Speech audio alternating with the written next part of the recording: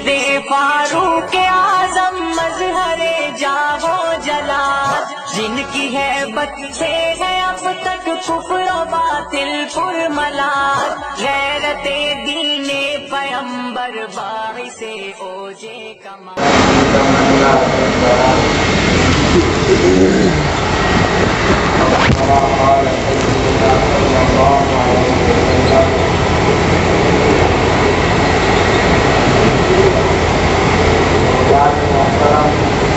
نوجوان ساتھیوں، رمضان مبارک کا بالکل آخری وقت چل رہا ہے۔ اللہ کے نبی علیہ الصلوۃ والسلام نے اس مبارک مہینے کو 3 حصوں پر تقسیم فرمایا۔ اولہ رحمت، اوسطہ مغفرۃ، وآخرہ حفظ من النار۔ رمضان مبارک کا یہ مہینہ، اس کے پہلے دن 10 دن رحمت کے ہیں اور درمیان والے 10 دن مغفرت کے ہیں، اور آخری دن یہ آگ کے چھٹکارے اور خلاصی کے ہیں۔ یہ آخری 10 دن یہ ختم ہوا جاتے ہیں۔ آج 27 روزہ ہے۔ ممکن ہے کہ اس روزے کے بعد میں صرف 2 ہی روزے رکھنے کا موقع ملے۔ اگر 29 کا چاند ہوا تو 2 روزے ملیں گے، 30 کا چاند ہوا تو 3 روزے ملیں گے۔ یہ آگ سے چھٹکارے کے اور آگ سے خلاصی کے یہ صرف 2 یا 3 دن باقی رہتے ہیں۔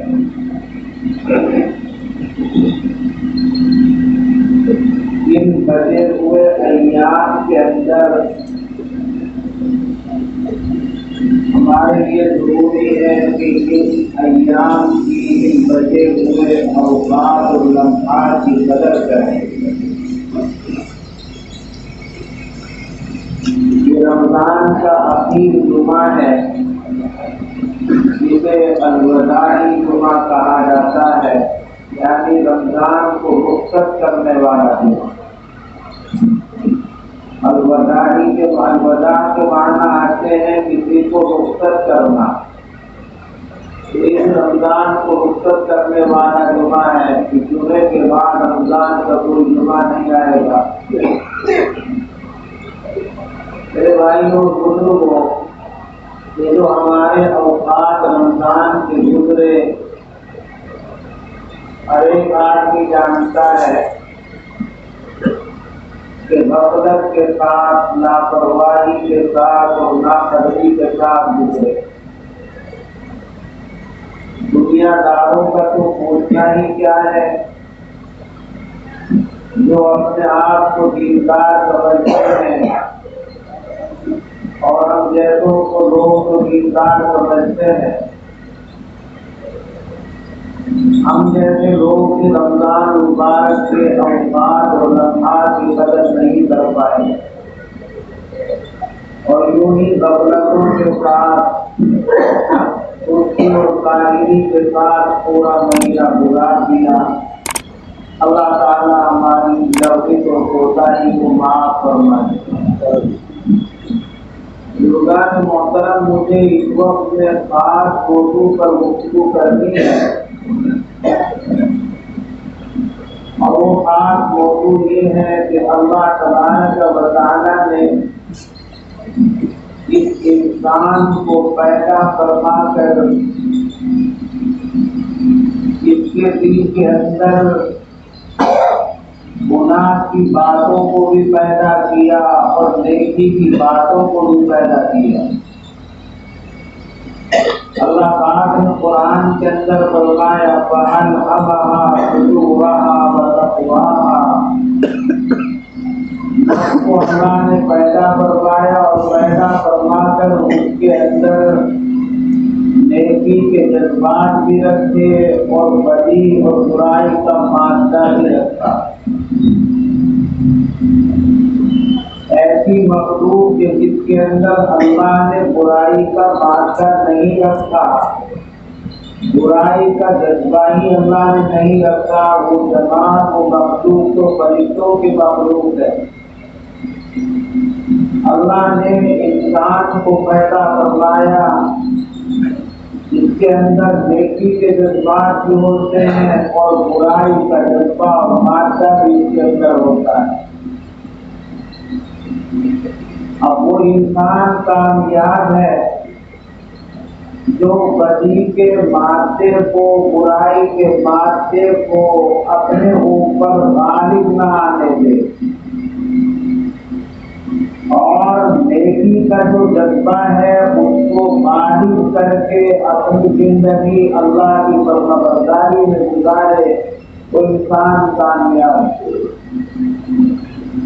اللہ تعالیٰ نے نیکی کے راستے سے ہٹانے کے لیے انسان کے ساتھ میں دو چیزیں خاص طور پر لگائی ہیں۔ ایک تو انسان کا نفس ہے اور ایک شیطان ہے۔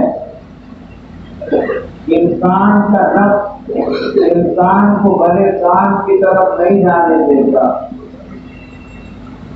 انسان کو گناہوں کی طرف لے کر کے جاتا ہے، اور شیطان نے تو اللہ سے مہلت مانگ ہی رکھی ہے کہ میں تیرے بندوں کو بہکاؤں گا، تیرے راستے سے ہٹاؤں گا۔ اسی نفس و شیطان کا نتیجہ ہوتا ہے کہ انسان گناہوں کے اندر ملوث ہو جاتا ہے۔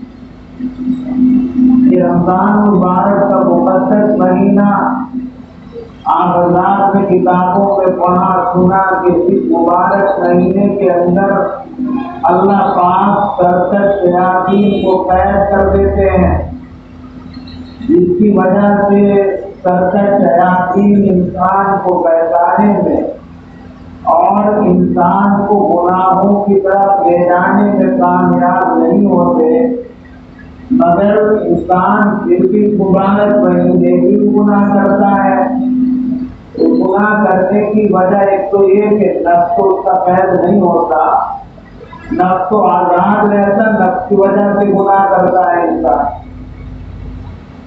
اور ایک جواب علماء نے محدثین نے پیش فرمایا کہ رمضان مبارک کے مبارک مہینے کے اندر جو گناہ انسان سے سرزد ہوتے ہیں وہ شیطان کے بہکاوے سے نہیں، بلکہ اسے جو گناہوں کی عادت بن چکی ہوتی ہے پہلے ہی سے، اسی عادت کی وجہ سے وہ رمضان کے مہینے میں بھی گناہ کرتا رہتا ہے۔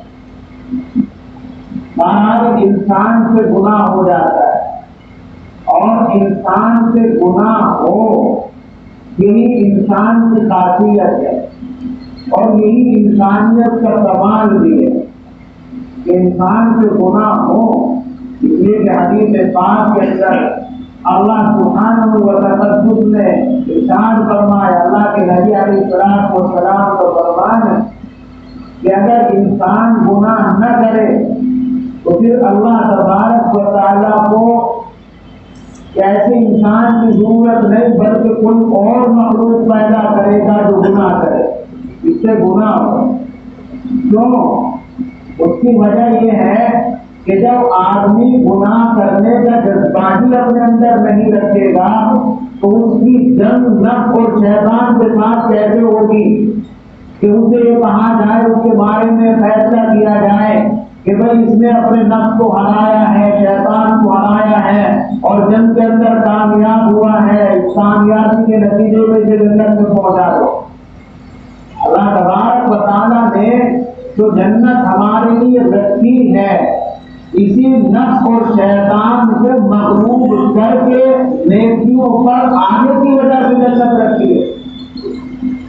اللہ تبارک و تعالیٰ نے ہر انسان کے اندر جذبہ رکھتا ہے برائی کا، اب اس برائی کے جذبے کو آدمی کمزور کرے اور اس کو دبائے، اس کو کچلے اور نیکی کے جذبے کو بروئے کار لا کر جنت میں جانے والے کام کرے، تو اللہ اس لیے اس مخلوق کو وجود دیے ہوئے۔ میرے بھائیوں اور بزرگوں، دیکھیے اگر انسان سے گناہ کا جذبہ اللہ نے، انسان کے اندر گناہ کا جذبہ اللہ نے رکھا ہے، تو اس کا علاج اور اس کو ختم کرنے کی تدبیر بھی اللہ نے رکھی۔ اب آپ حضرات سے سوال کریں گے کہ اللہ نے گناہ کا جذبہ کیوں رکھا؟ یہ تخلیق کائنات کے اوپر سوال ہے، اس بحث میں ہم نہیں پڑھنا چاہتے۔ باہر اللہ تبارک و تعالیٰ نے گناہ کا زہر رکھا، نفس و شیطان کا زہر رکھا ہے، اور زہر کو پیدا کرنا بھی اللہ کی مصلحت ہے، اللہ کی حکمت ہے۔ اب اس زہر جو انسان کے دل کے اندر نفس کی وجہ سے پیدا ہوتا ہے، شیطان کی وجہ سے پیدا ہوتا ہے، اس کا علاج اللہ نے توبہ اور استغفار رکھا۔ انسان سے گناہ ہو جائے، انسان سے غلطی ہو جائے، اور انسان سے غلطی ہوتی ہی رہتی ہے۔ نبی اکرم صلی اللہ علیہ وسلم نے ارشاد فرمایا، کلکم خطاؤ وخیر الخطائین التوابون، تم میں سے ہر ایک آدمی غلطی کرنے والا ہے، اور بہترین غلطی کرنے والا ہے جو غلطی کر کے پچھتائے اور توبہ کرے۔ اس دنیا کے اندر کوئی دودھ کا دھلا نہیں ہے، ہر ایک آدمی سے غلطی ہوتی ہے اور ہو ہی جاتی ہے۔ یہ تو انسان نہ بھی چاہے تب بھی غلطی ہو جاتی ہے، لیکن اس کا مطلب یہ نہیں ہے کہ غلطی اگر ہو جائے، لغزشیں اگر ہو جائیں تو اس کی طرف سے آدمی بے پرواہ ہو جائے، نہیں، فوراً اسے توبہ استغفار کر لینا چاہیے۔ ہمارے اساتذہ فرماتے ہیں کہ ایمان والا غلطی کرتا نہیں، شیطان اور نفس غلطی کرا دیتا ہے۔ اور اس کی مثال پیش فرماتے ہیں کہ انسان نہا دھو کر صاف ستھرے کپڑے پہنتا ہے، آج جمعے کی نماز پڑھنے کے لیے آپ حضرات تشریف لائے، ہر ایک نے مصنون غسل بھی کیا جمعے کی وجہ سے، اور صاف ستھرے کپڑے بھی آپ حضرات پہن کر کے آئے، مگر یہ صاف ستھرے کپڑے یقیناً میلے ہو جائیں گے، آج نہیں تو کل گندے ہو جائیں گے۔ اور کوئی بھی سمجھدار آدمی جان بوجھ کر اپنے کپڑوں کو گندا نہیں کرتا، کپڑوں کو میلا نہیں کرتا، مگر ہے انسان کے کپڑے جسم پر آئے، وہ ایک دن گزرنے کے بعد، 2 دن گزرنے کے بعد کپڑے گندے ہو جاتے ہیں، کپڑے میلے ہو جاتے ہیں۔ اب کوئی سمجھدار آدمی نہ تو کپڑے میلے کرتا نہ کپڑے گندے کرتا، ہو جاتے ہیں کپڑے میلے۔ اور سمجھداری کا تقاضا یہ بھی نہیں ہے کہ کپڑے میلے ہو جائیں تو انہیں اتار کر کے انسان پھینک دے، انہیں اتار کر پورے دان کی نظر کر دے، نہیں، سمجھداری کا تقاضا یہ ہے کپڑے میلے ہو جائیں، کپڑے گندے ہو جائیں تو انہیں اتار کر کے دھو لیا جائے، پھر پاک اور صاف کر لیا جائے۔ بالکل اسی طرح سے انسان سے غلطی ہو جاتی ہے، انسان سے گناہ سرزد ہو جاتے ہیں۔ عقل مندی اور دانش مندی کا تقاضا یہ ہے کہ آدمی سے جب غلطی سرزد ہو جائے تو وہ فوراً توبہ استغفار کر کے اس گناہ کی وجہ سے اس کے دل پر جو میل آیا ہے، اس کا دل جو دھبے دار ہوا ہے، اس کا دل جو داغدار ہوا ہے، اپنے دل کو صاف ستھرا کر لے۔ یہ انسانیت اور سمجھداری کا تقاضا ہے۔ اور جب انسان گناہ سے توبہ کرتا ہے اور اللہ کے سامنے استغفار کرتا ہے، اللہ سے معافی مانگتا ہے، تو حدیث پاک میں نبی اکرم صلی اللہ علیہ وسلم نے فرمایا، التائب من الذنب کمن لا ذنب لہ، کہ گناہ سے توبہ کرنے والا ایسا ہے جیسے اس نے توبہ کیا ہو، گناہ کیا ہی نہیں، بالکل پاک صاف مستحیل ہو جاتا ہے۔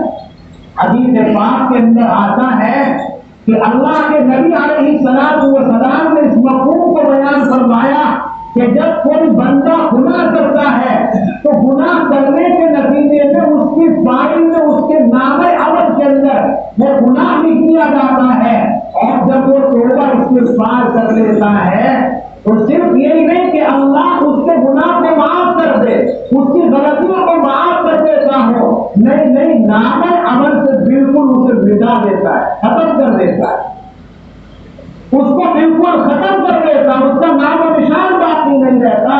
اللہ تبارک و تعالیٰ گناہ سے توبہ کرنے والے کو اس طرح سے پاک اور صاف کر دیتا ہے۔ میرے بھائی اور بزرگوں، بہت سے لوگوں کے دلوں میں خیال آتا ہے کہ گناہ سے توبہ کرنے کا فائدہ ہی کیا ہے، جب ہم بار بار صبح سے شام تک نہ جانے کتنی مرتبہ گناہ کرتے رہتے ہیں۔ میرے بھائیوں یاد رکھو، یہ شیطان کا بڑا حربہ ہے توبہ سے روکنے کا، استغفار سے روکنے کا۔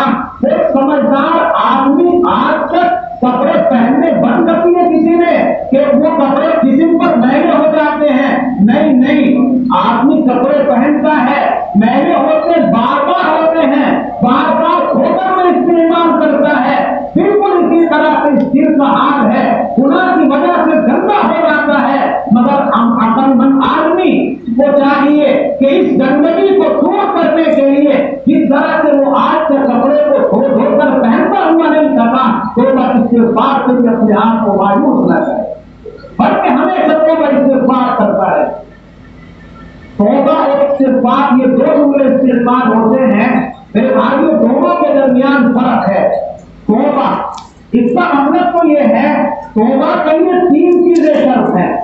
آدمی نے جو گناہ کر لیا، آدمی نے جو پاک اور اللہ کی نافرمانی کر لی، اس کے اوپر اسے شرمندگی ہو، ندامت ہو، اسے احساس ہو کہ بھئی یہ اس سے غلطی ہو گئی، یہ بڑا بھاری جرم ہو گیا، اس احساس یہ پہلی شرط ہے۔ دوسری شرط یہ ہے کہ آدمی جس گناہ کے اندر ملوث ہے، وہ گناہ کر رہا ہے، اس گناہ کو چھوڑ دے۔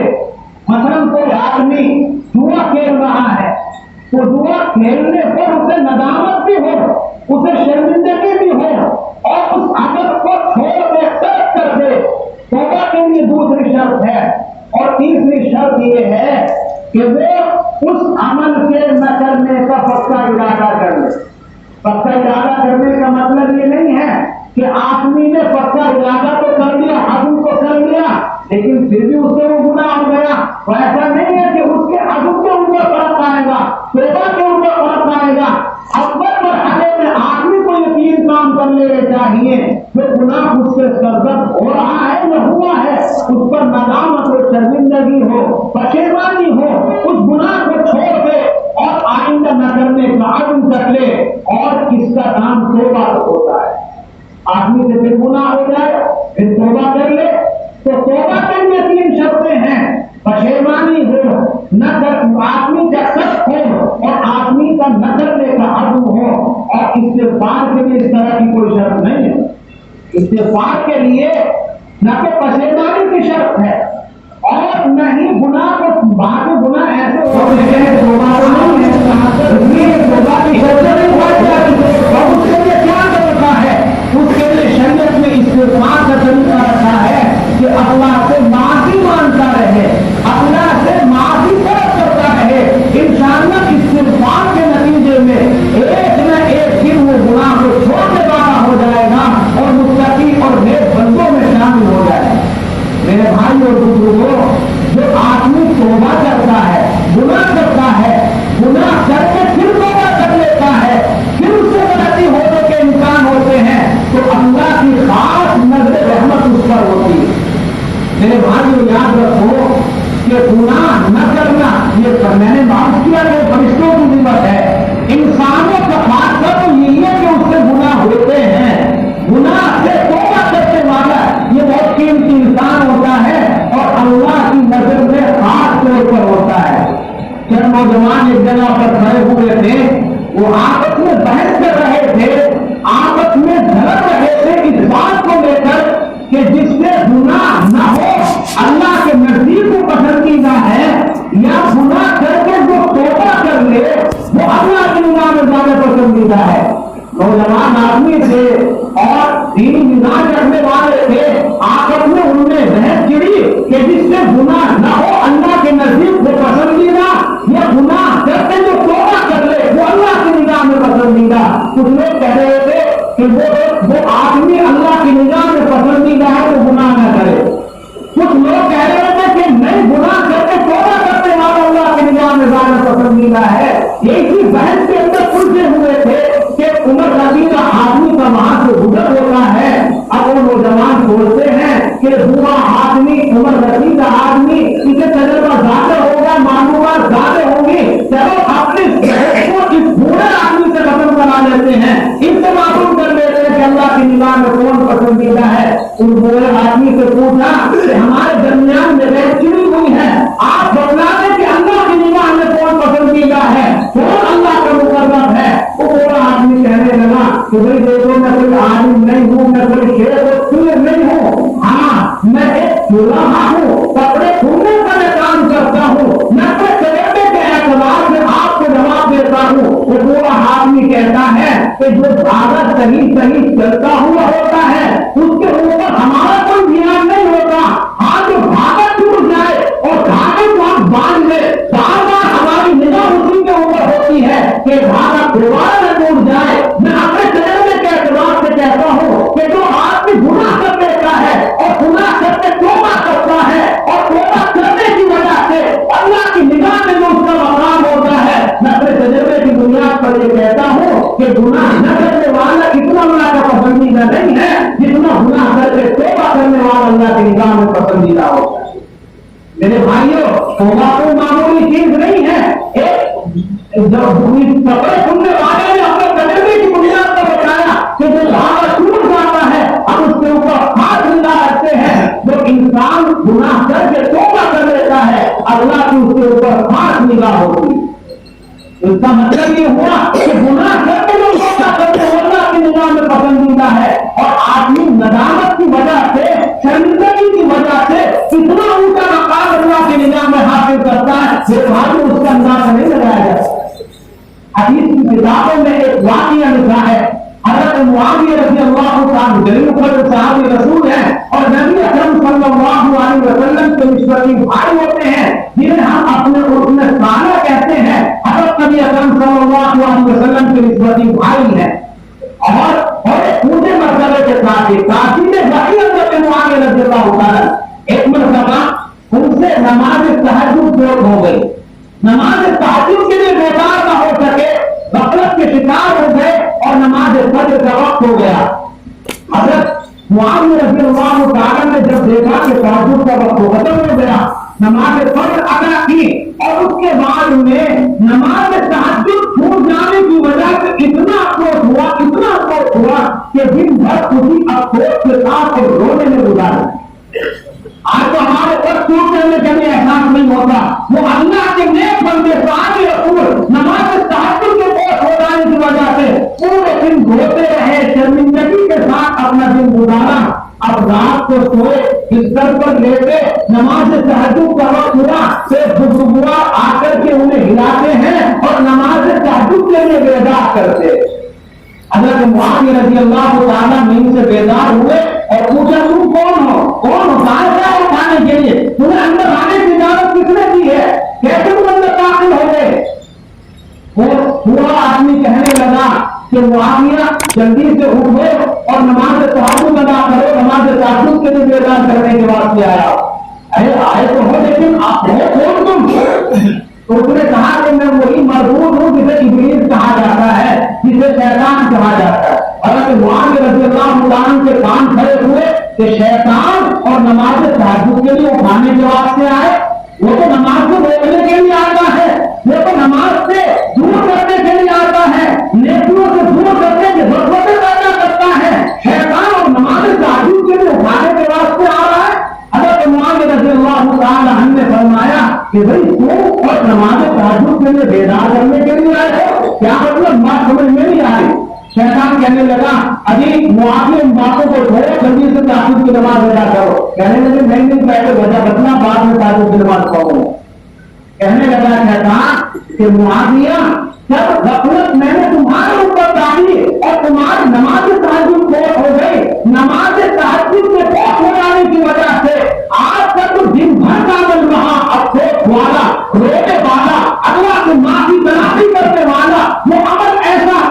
کہ آپ کی زندگی بھر کے تحجد سے زیادہ آپ کے درجات کو بلند کرنے والا تھا، میں ڈر گیا، نہ خوف کے اندر مبتلا ہو گیا کہ اگر آج بھی شروعاتیں بھی تحجد چھوٹ گئی اور کل بھی طرح یہ رویا، سب کے رونے کی وجہ سے اور چوٹ کی وجہ سے اتنے درجات اس کے بلند ہو گئے، اللہ کی نگاہ میں اس کا مقام اتنا اونچا ہو گیا کہ تحجد سے اتنا اونچا مقام نہ ہوتا۔ مجھے خوف ہوا کہ اگر آج میری تحجد پر معاویہ کی نماز تحجد فوت ہو گئی، پر یہ ایسا نہ ہو کہ اسی طرح سے روک کر کے اپنے درجات کو بلند کر لے، اس لیے میں آج مجھے اٹھانے کے لیے آیا۔ میرے بھائیوں، گناہ انسان سے ہو جاتا ہے، گناہ سے بچنا فرض عین ہے۔ اس کا مطلب یہ نہیں ہے کہ آدمی گناہ کرے اور توبہ کرتا ہے، نہیں، گناہ سے بچنے کی کوشش کرنا فرض عین ہے، لیکن پھر بھی اگر انسان سے گناہ ہو جائے تو توبہ استغفار اس کے لیے لازم اور ضروری ہے۔ اور توبہ استغفار اللہ تبارک و تعالی زبان کو جاننے والا ہے۔ آپ کی زبان میں کہہ دیں اے اللہ میں معافی مانگتا ہوں، اے اللہ مجھے معاف فرما دے، اے اللہ میری توبہ، عربی کے الفاظ یاد ہو، احادیث کے اندر جو منقول ہیں وہ بھی اکثر ایمان والوں کے یاد ہوتے ہیں۔ استغفر اللہ ربی من کل ذنب واتوب الیہ، استغفر اللہ الذی لا الہ الا هو الحی القیوم واتوب الیہ۔ تو آدمی اپنے لیے استغفار کو لازم کر لیتا ہے۔ میرے بھائیوں، ہم تو بڑے پاکی ہیں، گناہگار ہیں۔ اللہ کے نبی علیہ الصلوۃ والسلام گناہگار نہیں تھے، گناہ کا کوئی خدشہ بھی نہیں تھا، مگر آپ علیہ الصلوۃ والسلام بھی روزانہ 100 مرتبہ استغفار کیا کرتے تھے، اور باقی ہو کر ایک مرتبہ استغفار نہیں کرتے۔ اس لیے میرے بھائی اور بزرگوں، استغفار کی اپنی عادت بناؤ، اور استغفار صرف آخرت ہی کے فائدے کے لیے نہیں ہے، بلکہ سورۃ النور کے اندر اللہ تبارک و تعالیٰ نے بہت سارے دنیا کے فائدے استغفار کے بارے میں بتائے ہیں۔ اللہ تعالیٰ مال کے اندر، اولاد کے اندر برکت عطا کرتا ہے، اور اللہ تبارک و تعالیٰ جس کی برکات اور اس کی فراوانی اس استغفار کی وجہ سے اللہ کرتا ہے۔ اس سے استغفار ہم گناہگار ہیں، استغفار اپنا مزاج بنائیں اور اپنی ارادہ کرنے کے انشاءاللہ استغفار کیا کریں، چاہیے انشاءاللہ۔